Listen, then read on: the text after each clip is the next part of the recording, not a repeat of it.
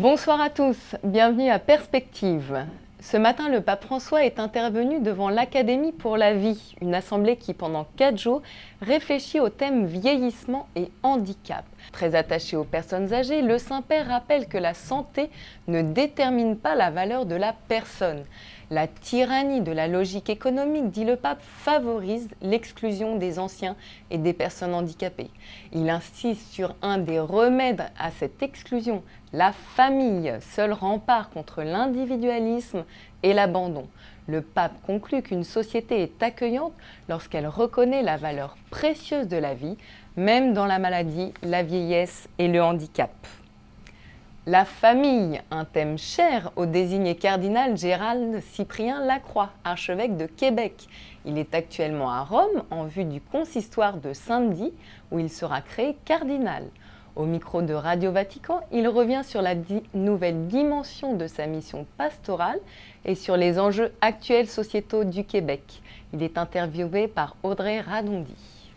Bien que je demeure archevêque de Québec, c'est ma première responsabilité, là où je dois investir le meilleur de mon temps et de mes énergies. Je devrais avoir un regard beaucoup plus grand parce que je deviens un des conseillers du pape dans des discernements et certainement des décisions à prendre pour l'Église universelle. Notre tâche à nous comme pasteurs et comme Église, c'est qu'allons-nous proposer aux familles? Quel cheminement, quel accompagnement afin qu'elles deviennent des familles chrétiennes?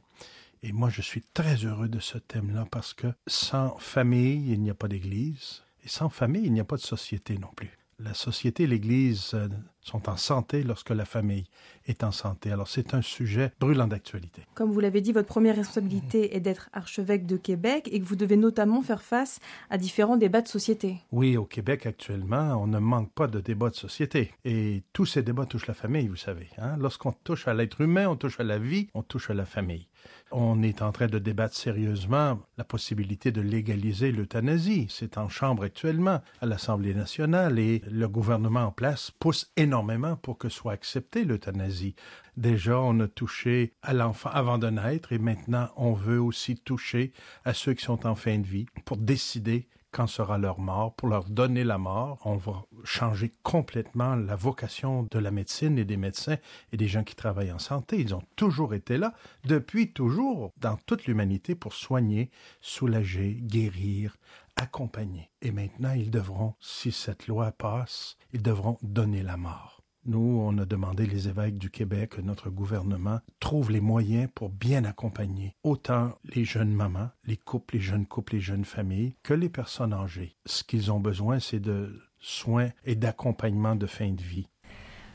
Matinée sanglante à Kiev, où les affrontements entre les forces de l'ordre et les manifestants ont fait plus de 60 morts.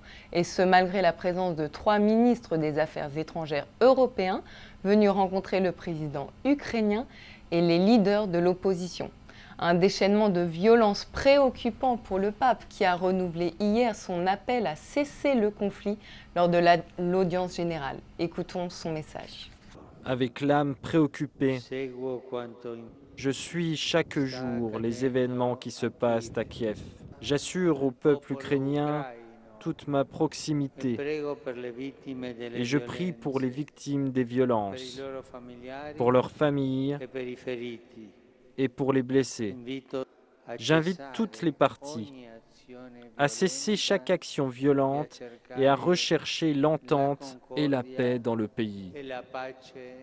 Et pour les philatélistes, sachez qu'une série de timbres va être éditée à l'occasion de la canonisation de Jean-Paul II et de Jean XXIII. Le pape polonais est représenté en train de bénir et le pape Jean XXIII avec la tiare pontificale.